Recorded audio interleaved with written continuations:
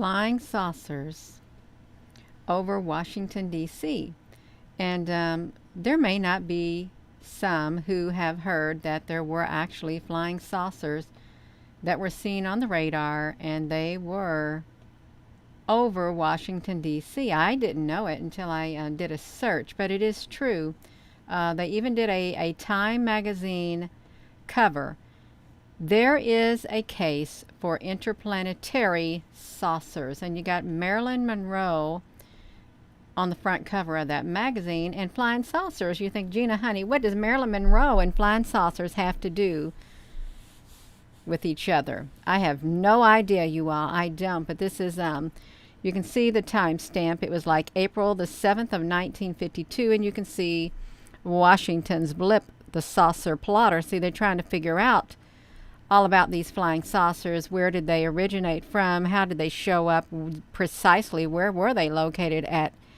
Because they were tracked on the radar and traced. So thank you all for joining in. Yeah, we're going to look at some articles. We're going to do some reading. I hope you can hear me. And if you can't, just let me know if you cannot hear me. Hello there, Applebrooks, honey. Yes, hello, everyone. You all, we got 142 people and only maybe 10 people in the chat. Are you all getting this? Yes, are you all getting this? Around 10 people in the chat. That is the wildest thing, you all. It really is. Well, and if you're one of the people who's saying, Gina, I'd love to get into the chat. Well, I don't know why. Why you can't get in the chat. I really don't. I think that's not nice, especially if you're on here and you're wanting to see about the flying saucers that were seen over Washington, D.C. Thomas Rama, yeah, I think it is a pretty good subject. Are you all able to hear any noise in the background? I've got this little, hello there, O-Rider. I got this little air conditioner going, and if it's interfering with the sound, I will turn it off. I won't tear it up. I'll turn it off, you all. Yes, Jim Hernandez. Yes, that's great. Yes, you're showing 141 in the chat, you all. People are afraid of your knowledge. Field and stream, honey. I don't got no knowledge other than that. That is given, just like everyone else, you all. It really is. All right. Okay, that is perfect because I really don't want to suffocate up here and get hot in this heat wave. But I will do it. I'll do it, you all. It's okay. We can do it. You can get in the chat, but you have to go shopping in the parking lot at Trader Joe's. Oh, well, I hope you find some good stuff there. I really do. You just go on and do your thing. You can. Did I have some sleep? I haven't slept since last night, but that's okay. You all, I've been outside all day long. So that's okay, you all. So let's look at this. So flying saucers over Washington, D.C., and Time magazine even covered it, and they put Marilyn Monroe on the front cover, you all. That's pretty cool. It really is cool. So I did a search. I really did. Look at this. So look at all of these things. Flying saucers and 1952. Let me come over here and check my cell phone. See if I can pull up this chat over here on the cell phone because I like to see if you all comment. Okay, I can see it. I can. This is great. We can see it together. Well, you got to refresh your chat if you're only seeing 88. Just hit that little re thing. Your friend went to D.C. and there was a hybrid with, oh, wow, LAMC. Yes, so let's look at this, you all. We have got these flying saucers, and you know that they're real. They are. So look at this. Flying saucers, Washington, D.C., fakery. No, I don't think so. No, you can't be dismissing stuff like this, you all. 1952. You even have the saucers that time forgot. The flying saucer mystery, and 1952. So that's really, am I too loud, you all? I don't want to be too loud. I really don't. So let's look at this, you all. Saturday night UFOria in the news, 1952, part 24. 24 parts, you all. The Army solves the flying saucer mystery. Oh my gosh, you all. We're going to have to look at that, but let's come over here where there is a story on it. Look at this. Eyewitness story of flying saucers seen along Alexandria-Clarendon axis. The planes take off over the river. Look, back here, only a temporary relief scene for area's blistering heat. This is in 1952. That's interesting because I think that they said something about 1952 today concerning the heat, like a record set, but it just so happened to be when they told the story about the flying saucers. So Fairfax men see objects on the radar on the night watch. Saucers seen again early this morning, you all. Really, there is something going on. You always see ships every night, and it's normal to you now. Ah, Ray Cash. So we are going to read one of these stories, if that's all right. If I got it, I want to read the one with Marilyn Monroe in it. I really do. Look at this. So which one was it? I wanted to see which one it could have been. No, it wasn't the Life magazine. See, eBay's got this on sale. Marilyn Monroe. There is a case for interplanetary saucers. You know, you remember Schoolhouse Rock? It says, "Inner planet, Janet. She's the galaxy girl. The solar system is from a picture world." It's from a picture world? Is it just pictures? Okay, you all. Look at this. Hugh Harlow, Earth versus the Flying Saucers. So they had all kinds of things coming out, you all. The invasion by flying saucers. So I really want to try to get to right here. I got it, you all. Right here. We're going to look at this. Yes, we are, you all. Come on. Give this video a thumbs up, you all. I got to get these socks off. My feet are getting hot up here because I'm having a hot flash. Okay, I've got them off. I want my feet to breathe, you all, because I want to breathe too. I do, you all. Let's look at this. The saucers that time forgot. I think we can do this. Hello, Jeffrey Skinner.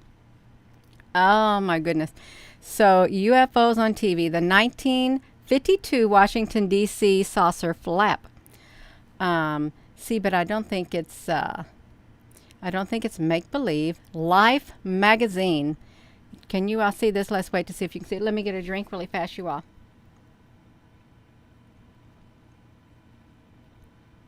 Okay, I got it. Oh, hello, Jay Jocelyn. Life magazine. Let me get myself out of the picture. We're just going to read it right here. Played a pivotal role in UFO history with their issue that was dated April the 7th of 1952. Featuring the cover with the bold declaration, "There is a case for interplanetary saucers." H.B. Darroch Jr. and Robert Gina's article, "Have We Visitors from Space?"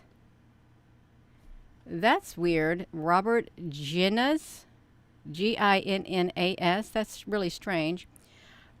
Made history, providing millions of readers with a non-threatening introduction to the hypothesis of an extraterrestrial origin for flying saucers. However, it wasn't the magazine's final word on the topic. So look at this. So we got this. It's really cool. It's cool, you all. That's right, you all. So saucer Harry Barnes, the chief of radar at Washington, D.C. CAA control, works over the radar scope, which just picked up strange blips. That's right, strange blips. So let's look at this. 1952.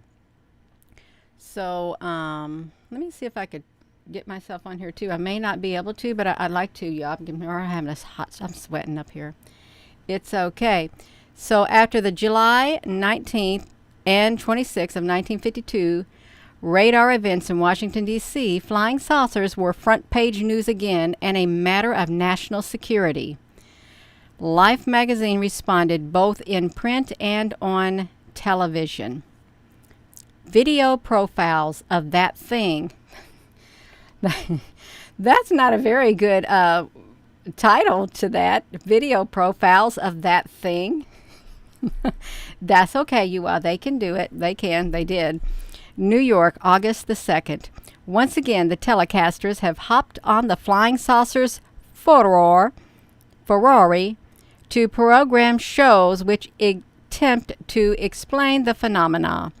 Last night, We the People televised a special report to the people on the discs.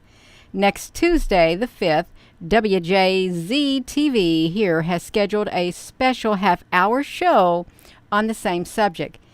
The We the People program presented scientists, Air Force brass, and eyewitnesses' accounts, and the local show called Blips, Foo Fighters, and Flying Saucers will offer the opinions of eyewitnesses, meteorologists, astrophysics, and psychiatrists, you all.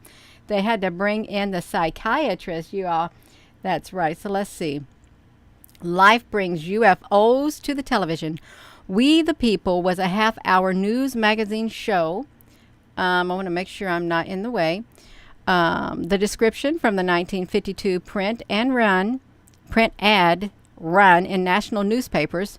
This is how it went. So really, they started telling everybody back then. And then as time went by, they just hushed. That's really interesting. It really is. Yeah. We the People is produced by the editors of Life. See it every Friday evening on NBC TV. What will you see on We the People during the important weeks ahead? Each week, the television cameras of We the People will present some important aspect of the political scene. Why did Gulf invite the editors of Life to produce We the People?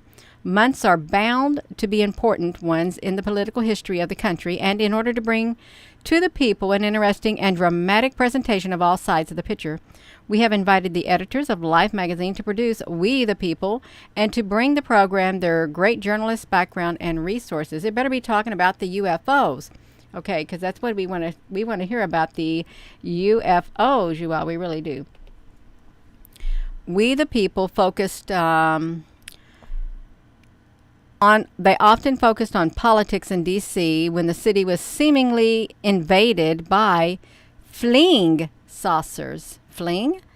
They aired a special episode on the topic from UFOs, A History, August of 1952 by Lauren E. Gross. Since UFOs appeared over the nation's capital 2 weekends in a row, some thought that perhaps the manifestations might appear a third time. So the TV station WNBW, which originated the program We the People, rented a big DC-3 airliner, filled it with 20 news people, and had the plane circle over Washington between 8:30 and 9 p.m. On the ground in the radar room of Washington National, there were more newsmen and TV cameras. The We the People program opened in the radar room as a TV host looked into the camera lens and announced, "You may be the first television audience to see a flying saucer.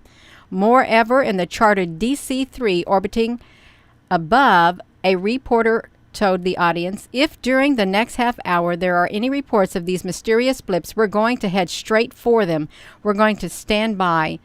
What happened was told in the newspaper headlines the next day, you all. So We the People, you all. There was actually something showing them in the airplane. I can't see it right now, you all. Let's see if we can find it. Yeah, we got to find the article where they were standing in the air. They were all looking out the windows of the airplane because they wanted to see the flying saucers. Let's see if we can find it, you all, really fast, because that was really funny. Setting in the airplane. Okay, yeah, we got an image of it right here. Right here. 20 news people right here go aloft over Washington, D.C. in a C-47 looking for saucers spotted the night before. The stunt was part of a television show, but the observers saw nothing. You have Adele, Chickadale, Kenneth Wiss, Harry Lever, Vern Hogman, announcer. So there they are, you all. They're looking out their window trying to see the UFOs is what they're trying to do. But they're not really seeing very much of them, you all. So let's see this. So the flying saucers. Here is a partial transcript of the program with the photos and links to some video clips from it. Tonight you may be the first. Okay, so we already seen that. We've been circling over Washington for more than an hour, passing through the exact points in the sky where strange objects have been seen. As it grows darker, conditions are improving. If during the next half hour there are any reports of these mysterious blips, we're going to head straight for them. Stand by, you all. They got Life magazine in New York, you all. The story that America has been talking about all week, the story of what some people call the flying saucers. And for the background on tonight's report, here is Bryn Blank Blair. So look at this. The editors of Life, Flying Saucers. You know, they made some pretty good movies since then. They really have. And with some scary aliens in them, they really have. So let's look at that. Frank Blair. I've never heard of him. I haven't. They got equipment, special equipment, you all. So for the past 3 months, they were focusing on political campaigns and convention series. But, yeah, let's see this. They're going to examine, okay, the unfathomable area of outer space for the lead story in the country today. Just this morning, jet fighters raced aloft over Wright-Patterson Air Force Base in Dayton, Ohio, to intercept reported saucer. Returning pilots swore it was a light that could not have been a reflection and that it evaded them at a very high rate of speed. However, you will hear an Air Force spokesman say that the phenomena in our skies can probably be explained, and we'll hear what experts and observers who say that as yet they have not been explained. Okay, so they're probably going to say it's a weather balloon again. Jay Jocelyn, honey, thank you.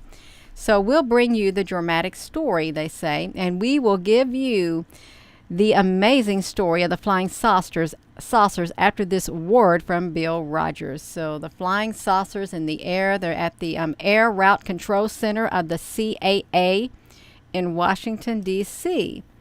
Oh, David Brinkley? I thought he was dead. Is he dead? David Brinkley, you all? That's, wow. Okay, they got civil aeronautics administration. They work 8-hour shifts in the room, and they spend time checking everything that moves in and out over a 2,800-mile area. Okay, so that's really interesting. On these radars last Saturday, they saw something strange and unusual, and at the moment, unexplainable. It was not an airplane. It was not a cloud. Nobody knows what it was, but all these people here stood enraptured and looked at it. Watching with them was Clay Blair Jr., who is Life magazine's military correspondent. So, yes, that's great. You all, if you're just tuning in, hello, we're going to read about these UFOs that were spotted over to Washington, D.C., but we know they're going to try to dismiss it. But that's okay, you all. So look at this. Look at this. David Brinkley. He was out here at the time. Clay, will you tell us what you're doing and what you saw? What you were doing and what you saw. So you all, am I in the way? Let me get myself out of the way. So his job was to cover the Pentagon for Time and Life, and he's been doing it for 2 years. And part of the job is to cover the airports when CAA Andrews Air Force Base picked up these blips on the radar. I made a 6-day investigation on the story. I thought it was a pretty exciting story, and I went to Andrews Air Force Base and talked to the radar operators, the people in the tower, and I talked to the people in the tower here at National Airport, to Harry Barnes and his radar operators here. Then last Saturday, I went back to the office, filed my story, then I went home. Before I left, I told Harry Barnes here in the CAA if he ever got any of these blips on the radar to call. And as soon as I got home, the phone rang. He had blips all over the radar, you all. All over the radar, he had blips. So I got in my car, and I tore down to the airport, and sure enough, he had blips all over the radar.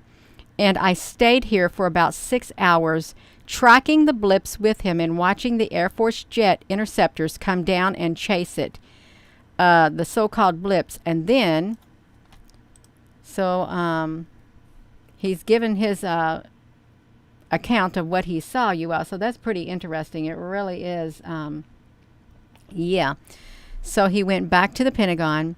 After he left there, he got a couple hours sleep. He talked to the Secretary of Defense, you all. This was serious what was going on. He talked to the Secretary of Defense and the high-ranking Air Force officers. And I must say that up until Tuesday, there was no clear explanation from the Air Force. So, but the Air Force is responsible for keeping us protected and informed on these things that happen. So Major General John Sanford of the Air Force Chief Intelligence had a news conference, and this is what he had to say, you all. You know what? He's probably going to dismiss it as some kind of weather balloon or something. Of this great massive report, we have been able to adequately explain the great bulk of them, explain them to our own satisfaction. We've been able to explain them as a hoax, as erroneously identified friendly aircraft, as meteorological or electronic phenomenon, or as a light aberration. However, there has been a certain percentage of this volume of the report that have been made by credible observers of relatively incredible things, and it is this group of observation that we now are attempting to resolve. We have, as of to date, come to only one firm conclusion with respect to the remaining percentage, that it does not contain any pattern or purpose, or other consistency that we can relate with any conceivable threat to the United States. But today they're saying they got a threat. Okay, now they're saying it's a threat. These UFOs in the sky are now a threat. That's what they're saying now. But back then they kind of dismissed it. Now that's really strange, you all. It really is strange. So David Brinkley, that was Major General Sanford of the Air Force, expressing the Air Force attitude. And before the editors of Life present their viewpoint on this flying saucer, let's hear another report from We the People, which is flying overhead right now, and their camera was pointed skyward to pick up anything that they saw. So they were flying 5,000 feet. They're under the radar. And in their plane, they'd like to mention there are representatives of the IMS, the AP, the UP, the Washington Star, and they got a pilot, okay? They're looking for anything suspicious in the sky, you all. You know, they were really serious what was taking place, you all of it, you all. That is really interesting. They got reports of strange flying objects in the sky, older than the United States. Some of them reported in scientific journals that date back to the 16th century, but they usually been classified with the Loch Ness monsters and relegated to the Sunday supplements. Until World War II showed us that some of the most fantastic dreams can be very real, like atomic bombs.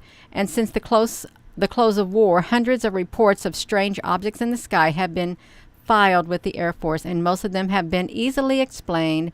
Experimental jet aircraft, weather balloons, reflected ground lights, unusual cloud formations, and so on. But here is a picture that was released today by the United States Coast Guard, and it shows 4 luminous objects in formation in the sky over Salem, Massachusetts. And this picture was taken at 9:35 a.m. by the Coast Guard and released by the Coast Guard. And they were pinpointed on the map. Okay, well, I don't see that. Do you all see it? Oh my goodness! Now we got somebody in Fort Knox, Kentucky. Okay, we got. Let's look at this, you all. These are accounts, and a lot of eyewitness accounts. It seems like they're going to all get dismissed. And it's just been going on year after year after year for years, dismissing it, you all. Let's look at this. The June the 24th of 1947, between Challis and Yakima, in the state of Washington, private pilot Kenneth Arnold sighted 9 saucer-like flying geese in a chain-like line. He estimated that the speed of them were 1,200 miles per hour. Didn't we just do a video on him? I think we did, you all. A video on him. It was not too long ago with the flying saucers. Let's see if we can find it, because I know we did. We put him on here and he was showing his little flying saucer thing, you all. Let's find him on here because it wasn't that too long ago. Right there. I think this was him. Right here. Was this him? Oh, that was Mount Rainier. June 24th. I don't know if that was him, but he did one right also, you all. This is what his flying saucers look like. They really were like a boomerang thing. But he saw some right here. So that's okay. We got him. But let's go back to this because that's... Hello, Gina. Yeah, so let's do this. So on January of 1948, Fort Knox, Kentucky, Captain Mantell, U.S. Air Force. Him and 2 other Air Force fighter pilots chased a strange object like an ice cream cone, you all. They traced a strange object like an ice cream cone with a red on the top to 20,000 feet. An ice cream cone with red on the top at 20,000 feet. And they kept going while others turned back, and their plane was found the next day scattered over a half a mile of farmland. I guess that was the end of them, you all. Their plane, I guess, was crash landed. Hello. They got Sioux City, Iowa. Mid-Continent Airlines passed over, and the captain saw a story of a smaller circle than it was making. Let's see. They followed a light approximately 200 feet of us. When it came down across our nose and back behind us at about a 160-degree angle, we wondered where it had gone. Time we could turn around. Thing was reversed its direction and was going to be the same way we were, and we knew nothing of the drawing boards. So these are, looks like they're all the Lubbock lights right here. Mexico. I don't want to read all of these, you all. There's these people. How the Discs Looked by Redmond and Albuquerque. Dartmouth Drive, Albuquerque, New Mexico, like this. Illinois. Here's more people, you all. Right here, interviewed by Clay Blair. Okay, so this is enough, you all. I don't want to read that because it's getting too much of that, you all. Let's go back to these pictures where we can see things right here. What is that? The memorable November the 20th, they rode in flying saucers. I've heard of Adamski. Where did I hear of that Adamski? Because there looks like in the sky, there are ships that do have like windows in the sky like this, you all. There are. Yeah. In the sky like that. See, the most amazing flying saucer of them all by the man who saw it take off. What is that? A flying saucers is a Russian invention. Western intelligence officers are now trying to answer the question following a sensational reports by a 48-year-old ex-mayor of Oskarlinki who escaped from the Soviet zone. He has sworn an oath before a judge that he and his daughter saw two metal-clad figures and a 50-foot saucer with a 10-foot coning tower take off from a forest clearing 4 miles inside the Russian zone. A coning tower, you all. That really, hello there, Gary Ross, in Scottsburg, Indiana. You're just a few miles away from me. I might run into you one day. You never know. You really don't. So you all, let's look at this. I like looking at, oh, let's see, you all. We got to see what they did. Let's see how they dismissed this UFO report, because if you're just tuning in, welcome, you all. I want to see how the Air Force, dismissed that report. I need a drink of water. All right, we got this. So in 1952, part 24, you all.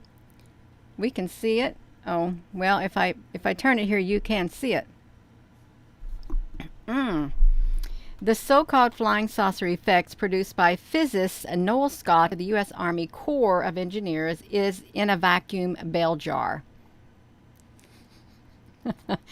Oh my goodness, the pictures and the story received widespread publication, often with variations of a headline stating, "The Army solves the flying saucer mystery," you all. Oh, that's making fun. See, no, that makes fun of people, you all. It just totally just like dismisses it and trashes it. See, that's not very nice at all. It isn't.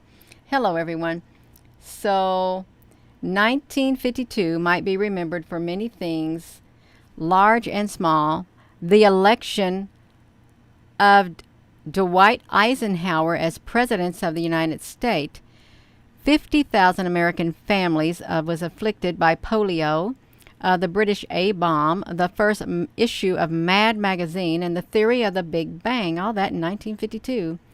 But for those of a certain bent, 1952 will also be remembered for the second Great Flying Saucer flap, which climaxed with reports of radar and visual sightings over the nation's capital in late July. Part of the story of that event year is now available in declassified government files, but for the public back then, at a time when only 1 in 3 families had a television set, the story was mostly found in the newspapers and the magazines. So look at this. In Pennsylvania, they tried to dismiss it as a jar, a light jar. It's been solved, they said. They created them with an 18-inch vacuum bell jar. They pumped air into the jar, making the inside of it in the upper atmosphere. So they ionized and electrified the air molecules. Static electricity appeared as saucers, you all. Oh my goodness. They may be similar to a mirage. Flying saucers may be similar to a mirage. In the opinion of a growing body of scientists, is frequently a trick of nature with no layers of warm air and cool air. Old legends and hoodwinking skilled surveyors, you all. Look how they do that, you all. They're talking about it's just air phenomenon, turbulence, and all of this kind of stuff, you all. So no, we know that's not true. Okay, we do know that's not true. But back then, what are they afraid of? Really, what are they afraid of? Why don't they want to? Oh my goodness. Look at this. They say, shoot them down. The Flying Saucer Air Wars of 1952. Frank C. Fascino Jr., forward by nuclear physicist Stanton T. Friedman. They write a book called Shoot Them Down, you all. Yes, that's right. Shoot them down. That is not good. Abbott and Costello go to Mars to see the flying saucers. So I guess they just went all overboard, you all.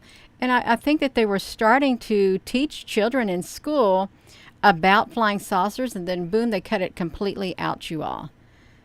They completely cut it all out. Look at this. Radar spots flying saucers in backyard of the nation's capital.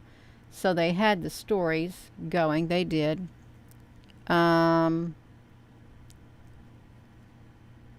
Saucers book. Look at that. They wrote a book on them. The recent revival of reports of the above nature has accumulated in a long and carefully documented feature printed in Life magazine for April the 7th. And it was used in the international edition. So wow, they got disc. Oh, listen. So out of the exhaustive inquiry, these propositions seem firmly shaped by the evidence that they are discs, cylinders, and similar objects of geometrical form, luminous quality, and solid nature for several years have been and may be now actually present in the atmosphere of the Earth. Globes of green fire also, of a brightness more intense than the full moon, have frequently passed through the skies. These objects cannot be explained by present science as natural phenomenon, but solely as artificial devices created and operated by a high intelligence. Finally, no power plant, nose, or projectile on Earth could account for the performance of these devices. While concealing the impressive nature of the array of evidence submitted in the Life feature, the BIS still remains unconvinced that this planet is already in contact with extraterrestrial forces.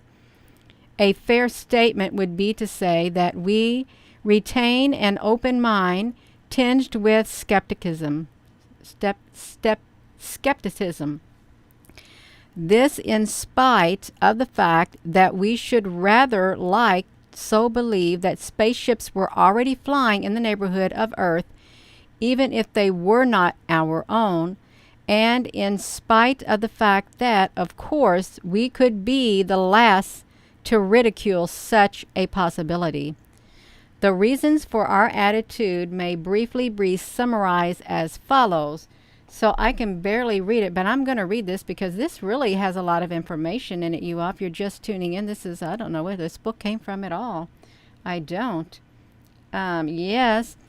So the reasons for our attitude may briefly be summarized as follows. It's surely, to say the least, suspicious that most, admittedly not all, saucer reports emanate from a country where science fiction is the pulp magazine and comic strip variety is extremely popular, and at a time when the voyage for such literature is ever increasing. We do not mean that this in any derogatory sense. Impressionable people exist in all countries, but in different places and at different times they see different things. For example, in Central Europe a century ago, people saw vampires. Some of the observers of the saucers were not impressionable people. They were scientists, airline pilots, and so on, some reported by Life. However, it really is not too difficult even for intelligent observers to mistake in all good faith what they see. Natural phenomenon, balloons and aeroplanes in unusual altitudes or conditions of lightning all can appear on occasion as very unusual objects. Some saucer sightings have been explained as such on such grounds. It is very difficult to dispose of a good many of the stories this way, and of some it is impossible. However, we would not yet be prepared to rule out the further possibility that some of the observers were enjoying a large practical joke at the expense of their fellow men. These objects, which are alleged to have been seen, display a disturbing variety among themselves, suggesting that no single explanation would fit all cases. A few BIS members have witnesses to say that they think we are unwise to adopt a merely flippant and disbelieving attitude toward flying saucers. Perhaps they will be happier if we assure them that this attitude is merely reserved for some of the reports and books which have appeared on the subject. Others, such as Life's feature, we are much more inclined to take it seriously, and at any time we are open to be convinced, especially if we ever happen to see a flying saucer ourselves. As we go to something, Washington is again suffering from a plague of flying saucers on its radar screens, and the number of sightings over the U.S. as a whole has appeared to reach an all-time high. That was 1952. Jet fighters vectored into the radar echoes have found nothing there, and it appears fairly certain that the phenomenon is the well-known radar mirage. So this is it was kind of hard to read. It really was, but there's so much documentation, so much more. Look, modern UFO history begins. If you're all just tuning in, Jack Parsons and stuff like that. We can look at a little bit of these. Look at this. Flying saucers landed with a vengeance in the public's imagination. They just went all overboard. They really did. We got this Pentagon UFO report from 1952. We can do nothing. Oh, is that what they said? They can do nothing. Project Blue Book. Did you all hear of that? The minutes of the press conference by Major General Sanford. prodded by the hubbub over Washington flare-up of the record crops of sightings. A press conference. They can do nothing. They want UFOs go back to. They admitted. He assured the public that UFOs were not a threat. Admitted that reports of UFO go back to ancient times, and that 20% of the UFO reports remain unexplained. Taking questions from reporters.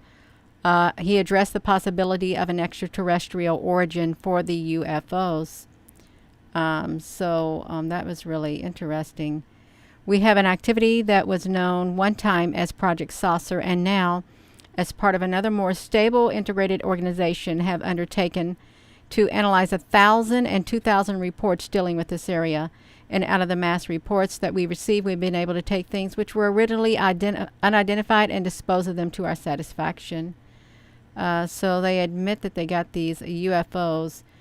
Could some UFOs be of extraterrestrial origin? Some other planet violating our airspace, said, who is that? The astronomers are our best advisors. It doesn't cause them to have any enthusiasm whatsoever in thinking about this other side. So,